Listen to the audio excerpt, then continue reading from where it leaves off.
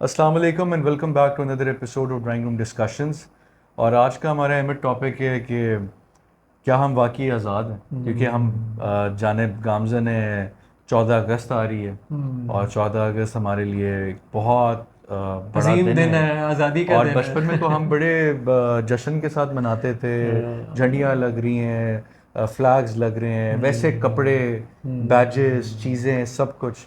और अब क्योंकि एक अफसरदगी है आवाम के अंदर, और हमें भी है ऑब्वियसली हाँ यार, कि बच्चे उस तरह सोचते नहीं है ना वो देखते हैं ना वो इस तरह सी चीज़ों को ऑब्जर्व कर रहे होते हैं कि क्या वो भी हालात ये है। साथ साथ जिस तरह हालात चल रहे हैं। आपकी 76 साल हो गए, पाकिस्तान को 76 ईयर्स हो गए। हम्म, आज़ाद है मुल्क, न्यूक्लियर पावर है, अपनी रिसोर्सेज हैं, अपने सूबे हैं, 23 करोड़ आवाम हो गई अब। हम्म, ठीक है, और जितने लोगों ने पुरानी पीछे कुर्बानियाँ दी, क्या वाकई हमने, या एज ए नेशन या एज ए गवर्नमेंट को अगर हम लेकर चलें, हम्म। वाकई किसी ने पाकिस्तान के लिए कुछ काम किया चंद एक लोगों के अलावा? हाँ, नहीं यार, उस तरह से नज़र नहीं आता।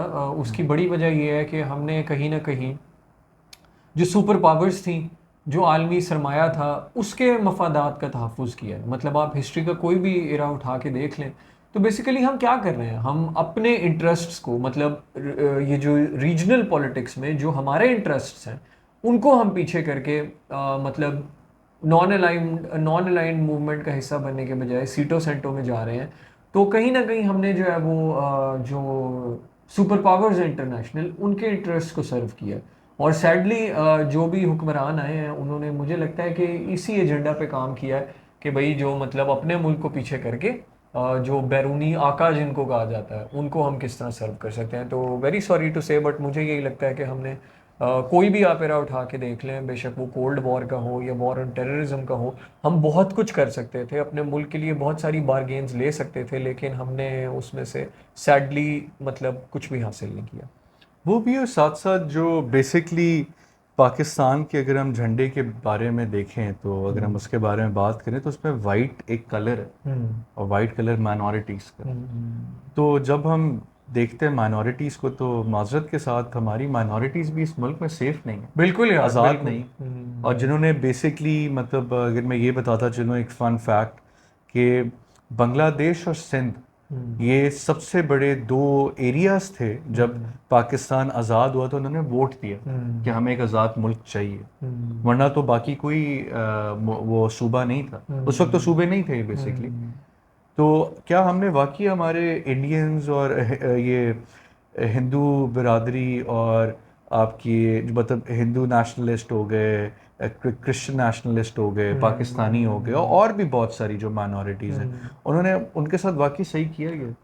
नहीं यार, सैडली पता है, शुरू में तो शायद, क्योंकि पाकिस्तान के पहले चीफ जस्टिस जो थे, ये शायद आप लोगों को कई को बात पता हो, कई को ना पता हो, कि रिलीजियस अफेयर्स के जो मिनिस्टर हैं वो जोगिंदर नाथ मंडल थे। और if I am not wrong, नहीं तो वो किसी लेजिस्लेटिव, किसी जो है ना उस अफेयर्स के मिनिस्टर थे जिसने कानून बनाना था। अगर रिलीजियस नहीं थे तो फिर लॉ मिनिस्टर होंगे वो जोगिंदर नाथ मंडल।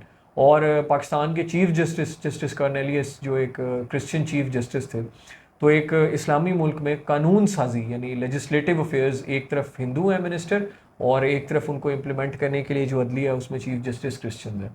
तो शुरू में तो शायद कुछ ना कुछ आर्म्ड फोर्सेस में भी, लेकिन फिर यार मुझे ये लगता है कि 80s का एरा, जो कोल्ड वॉर का जो सारा काम जहाँ से शुरू हुआ और जहाद वाला वो आया, जो एक, जयाउल्लाह का बेसिकली हाँ, इरादा था। तो जो एक एक्सट्रीमिस्ट नैरेटिव आया, उसके बाद से तो हालात बहुत ज़्यादा ख़राब हो गए हैं।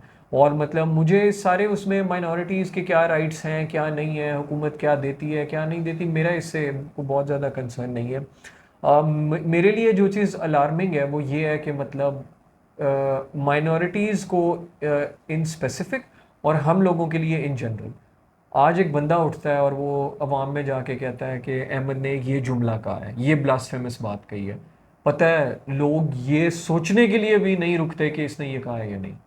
मॉब जाता है, लिंच करता है, आग लगाता है, मार देता है। तो मतलब इस्लामी कवानीन जो हैं, या जिस तरह भी है दुनिया के जो भी कवानीन है, उसमें यार मेरा ख्याल है कि जो मुलजिम या मुजरिम है उसे सफाई का मौका तो देना चाहिए। मतलब हम्म। एक बार आप उससे जाके पूछें कि यार आपके मुतालिक ये बात कही जा रही है, तो क्या आपने ये बात कही है या नहीं कही। तो ये बड़ी अलार्मिंग सिचुएशन हो गई है कि कहीं से आवाज़ बुलंद होती है कि ये फ़लाने बंदे ने या फ़लाने इलाके के लोगों ने ये तौहीन कर दी है, और लोग कुछ ज़्यादा सोचे समझे बगैर जाके उधर कि जिसने की है उसने भी, और जिन बेचारों ने नहीं भी की उनको भी जो है बड़ा यानी कि ये तो नुकसान हमारे को पहुंचाया जाता है। एक्सट्रीमिज्म वाला आ गया ना। मगर बात ये आती है कि जिस तरह लाहौर है, लाहौर में सर गंगाराम, ठीक है, गंगाराम हॉस्पिटल है जो बेसिकली जिन्होंने पूरा का पूरा लाहौर को मॉडर्नाइज किया। यार ये वो लोग थे जिन्होंने बेसिकली अब तक जो है वो उनका नाम जिंदा है, और हम भी उसी डगर पे चल रहे हैं जिस तरह अब इंडियन स्टेट जो है, मोदी स्टेट बेसिकली जो वो उसी डगर पे चल रही है कि जो वाकई लोगों ने जिस एरिया के लिए काम किया था उनको वो डेडिकेट क्यों नहीं करते।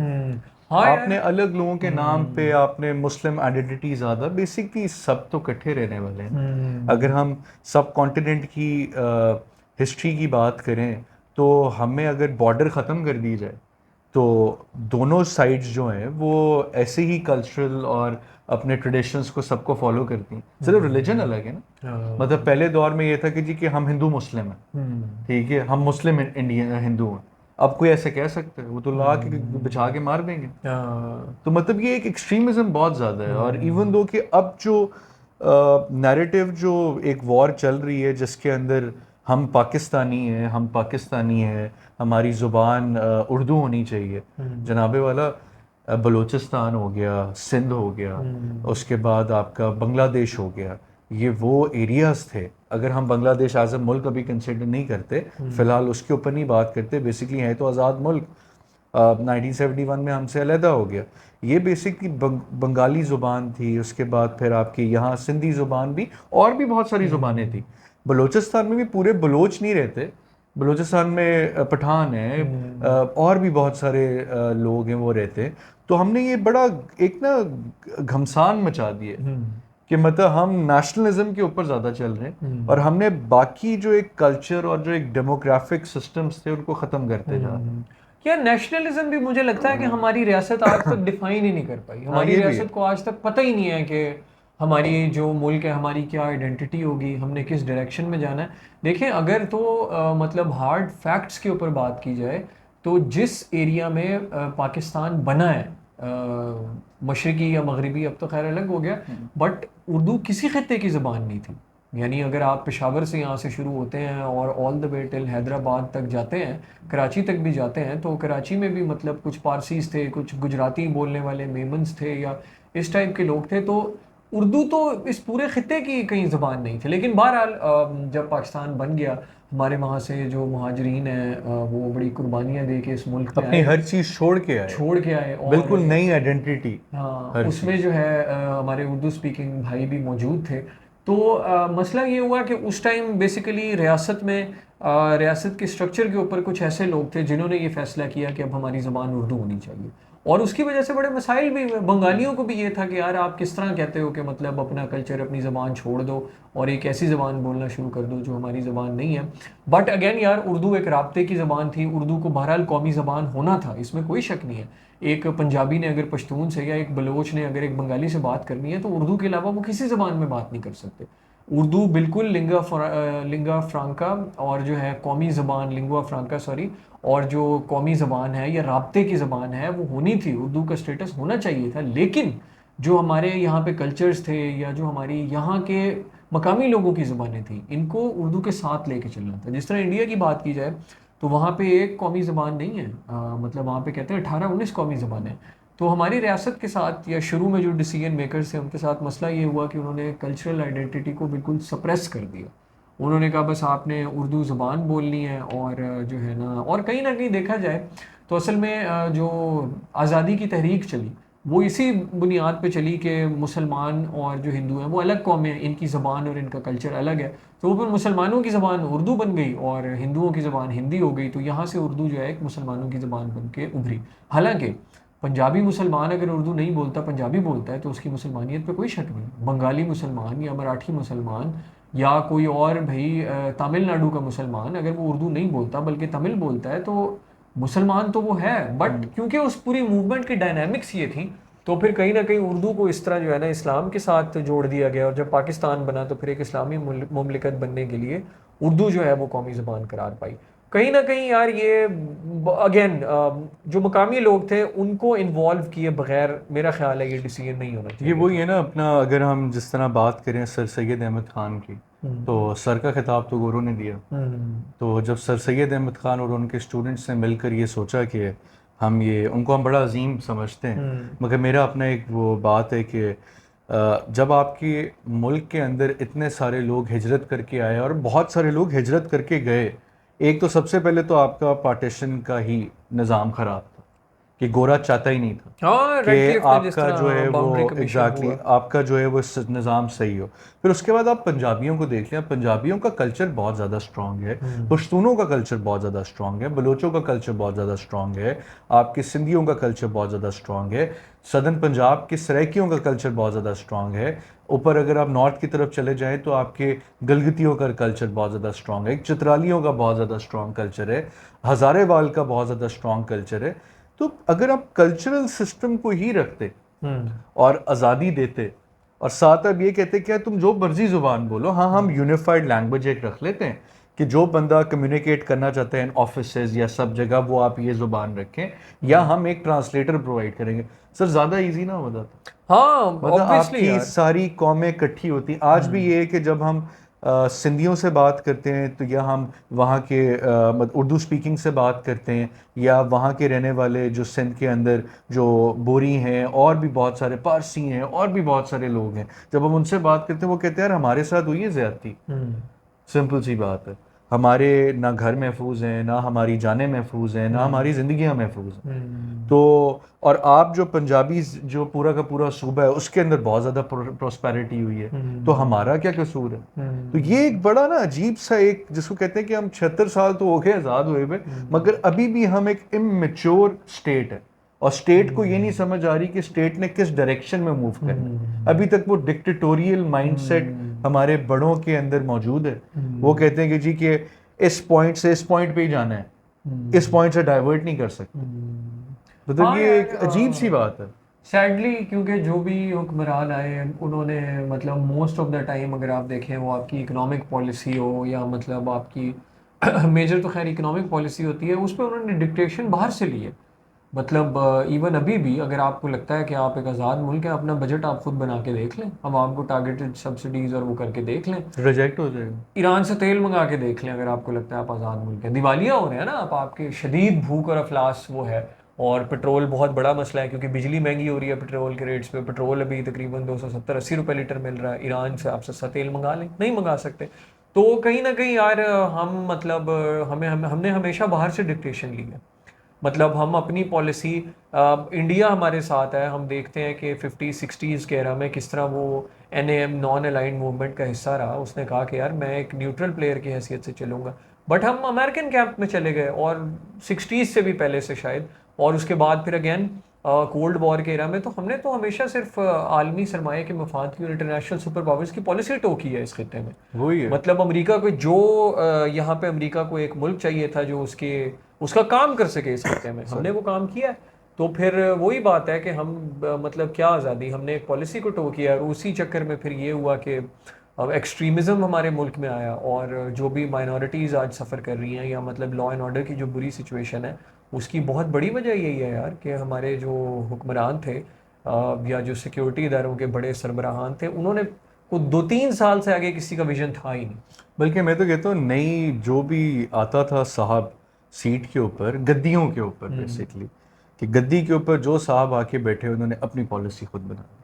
इसी तरह अगर आप ये देखें कि आज अगर हम किसी भी बंदे से बात करें, ख्वाह वो हमारे सुनने वाले हैं, हम बात कर रहे हैं, हमारे साथ काम करने वाले लोग हैं, हमारे पास काम करने वाले लोग हैं, और हम जिस इलाकों में रहते हैं वहाँ भी आज आप किसी भी जगह पे जाएं तो ना आपकी जान महफूज है, ना आपका माल महफूज है, ना आप खुद महफूज है, ना आपकी औलाद महफूज है, ना आपके राइट्स हैं, ना आपके खाने पीने की रोज़मर्रा की अशिया की कीमतों के ऊपर कोई तहफ़्फ़ुज़ है, ना आपको ये पता है कि आगे क्या होगा और और आगे अगर आप ये सोचेंगे जी कि अगर हम खुदा ना खास्ता बीमार हो जाते तो हमारे सरकारी अस्पताल और प्राइवेट सेक्टर के अस्पतालों में क्या होगा, हमारे एजुकेशन सिस्टम में क्या होगा, हमारी जो गाड़ियों की जो खरीदने की और बेचने की पॉलिसीज़ हैं उसमें क्या होगा, लेने की जो परचेजिंग है, घर बनाने का तरीके में क्या होगा कि हम कैसे बनाएंगे, जगह किधर खरीदेंगे, फ्रॉड तो नहीं हो जाएगा, एक डर की सी कैफियत है। कराची वालों से अगर पूछें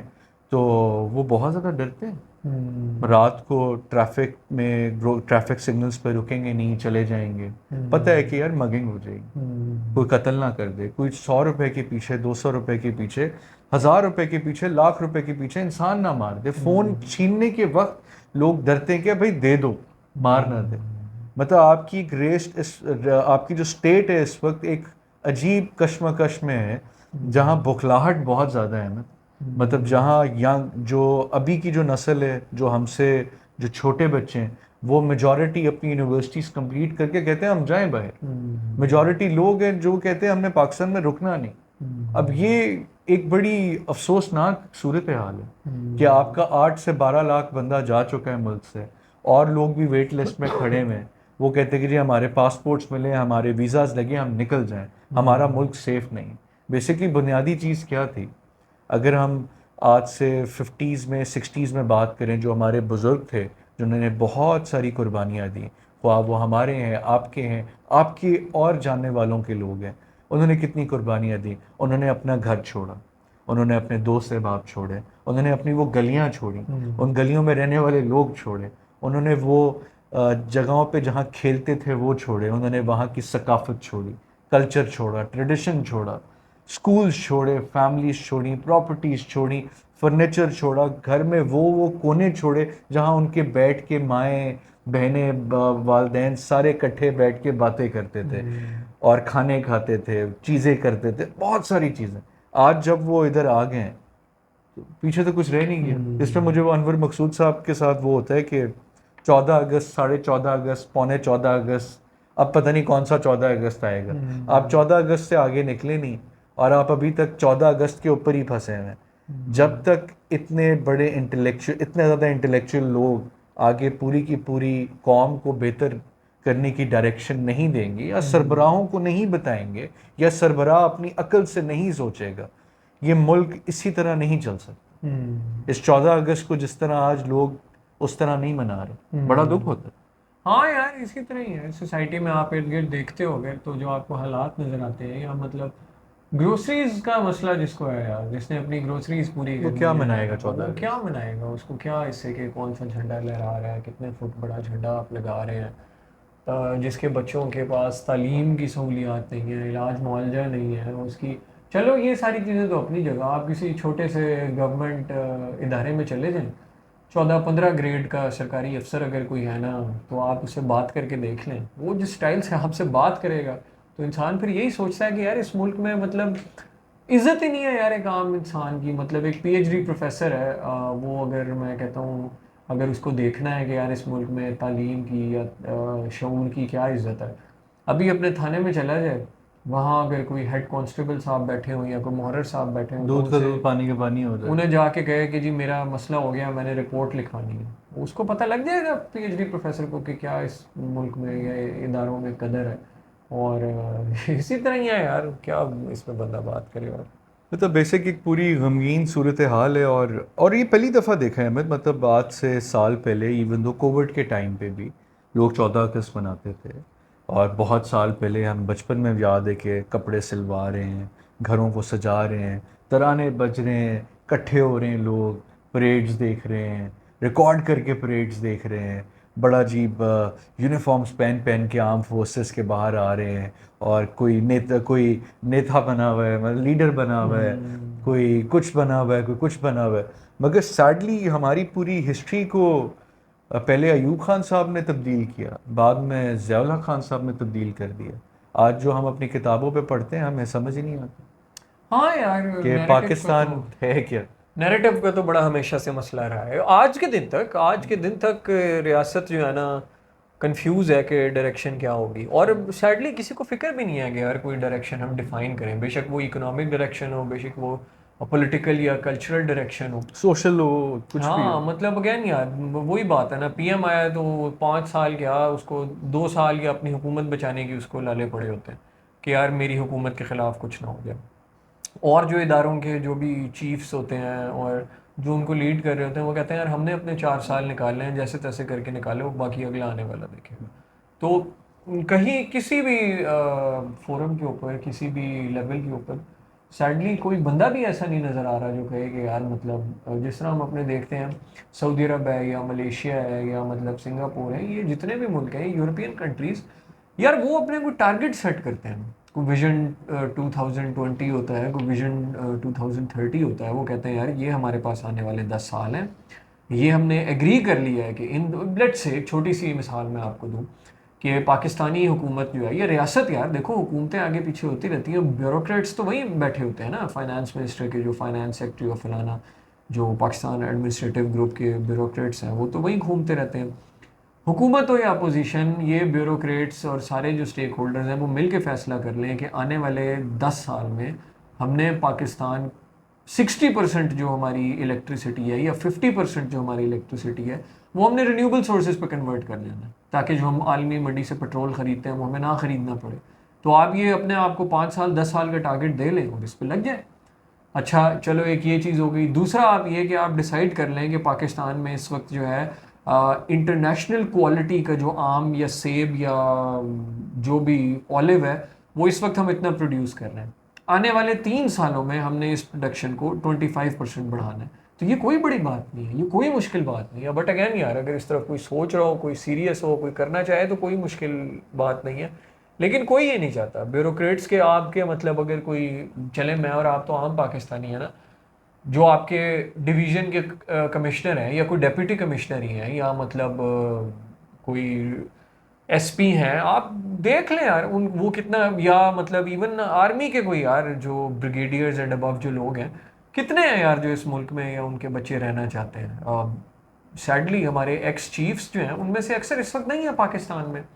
तो इसी तरह ही है कि भाई इस मुल्क के जो करता धरता हैं जो इस मुल्क को चलाते हैं वो उनको भी इस मुल्क से कोई उम्मीद नहीं है। वो कहते हैं यार हम आ गए हैं, अपनी तनख्वाह पूरी करो, अपनी पेंशन पूरी करो, और जो उनमें से करप्ट लोग हैं वो ये कहते हैं अपने बैंक अकाउंट भी पूरे करो और फिर अपने बच्चों को लेके बाहर चले जाओ। तो हाँ, जब सैडली वो यही वाली बात है अमित कि मैं एक इंटरव्यू पॉडकास्ट सुन रहा था, उनमें शायद खाकान अब्बासी साहब आते हैं, एक्स प्राइम मिनिस्टर रह चुके हैं, बेशक वो 10 माह के थे, 10 माह के लिए आए थे, वो रह चुके हैं और काफ़ी सीजन पॉलिटिशियन है, 35-36 साल उन्होंने सियासत में गुजारे। वो उनसे सवाल पूछा गया तो उन्होंने कहा कि जी सैडली हमारी मुल्क की ब्यूरोक्रेसी, हमारी पॉलिटिशियंस, हमारे अदलिया, हमारे जो इस्टेब्लिशमेंट है वो ये सब जिम्मेदार है, ये सब जिम्मेदारी है इंक्लूडिंग अवाम। अब अवाम का किस तरह कि अवाम को जब एक कहते हैं ना कि अगर आपको एक दफ़ा चोट लगे, फिर आपको दोबारा चोट लगे, फिर आपको दोबारा चोट लगे, तो तीसरी दफ़ा आपको चोट की आदत पड़ चुकी है। बस सैडली हमें भी आदत पड़ चुकी है। हम ड्राइंग रूम में बैठ के जिस तरह हम अभी बात कर रहे हैं और जिस तरह आप लोग बात सुन रहे हैं, और भी लोग बहुत सारे ऐसे प्रोग्राम्स और शोज़ कर रहे हैं, हम बात कर रहे हैं, हम आगाही दे रहे हैं, हम ये चाह रहे हैं कि आप सबको पता चले, मगर ये आगाही तब तक फ़ायदेमंद नहीं होगी जब तक आप अपने घरों के निज़ाम के अंदर ये चीज़ नहीं डालेंगे कि यार अच्छा वोट देना है ना, हम क्रेडिबल लोगों को देंगे। अच्छा हम नहीं देते वोट, क्या कर लेंगे? हम देंगे तो हम इस बंदे को देंगे, इस पार्टी को देंगे, उस पार्टी की क्रेडिबिलिटी देखें, सब कुछ है।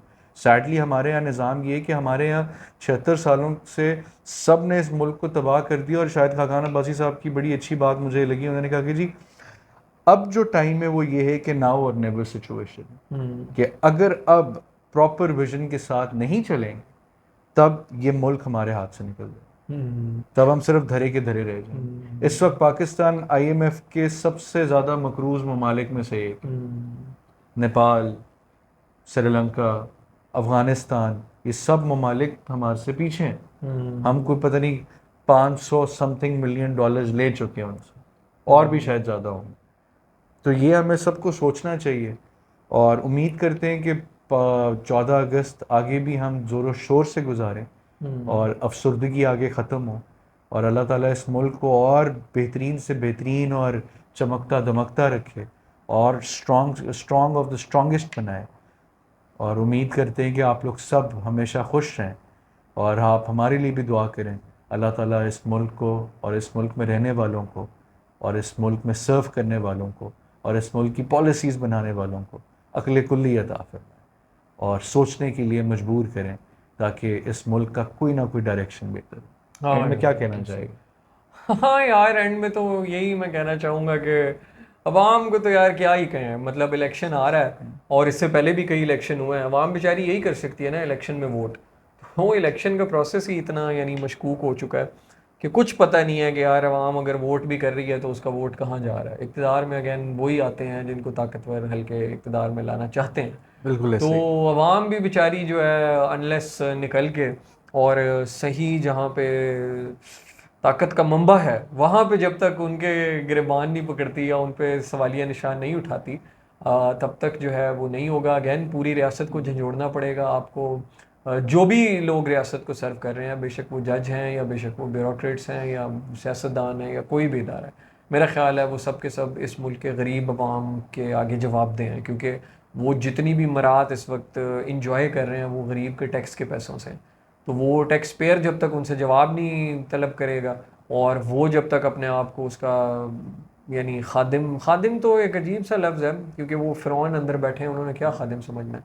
लेकिन अगर वो बराबरी पे भी आ जाएंगे, यार ये अवाम है, इनके टैक्स से हम जो है इतनी इतनी याशियाँ कर रहे हैं तो इनको कुछ ना कुछ तो हम दें, तो जब तक वो उनको किसी अवामी एक बड़ी अवामी मूवमेंट के खौफ के ज़रिए जब तक उनके ईमान नहीं लरसते, मुझे तो नहीं लगता कुछ बहुत ज़्यादा चेंज होगा। हाँ बिल्कुल ऐसे ही है। अभी तक के लिए इतना ही। इंशाल्लाह अगली पॉडकास्ट में आप लोगों के साथ हाजिर होंगे कुछ और मज़े की सीरीज़ और टॉपिक्स के साथ। अपना ख्याल रखिएगा। अल्लाह ने के बान और 14 अगस्त मुबारक हो।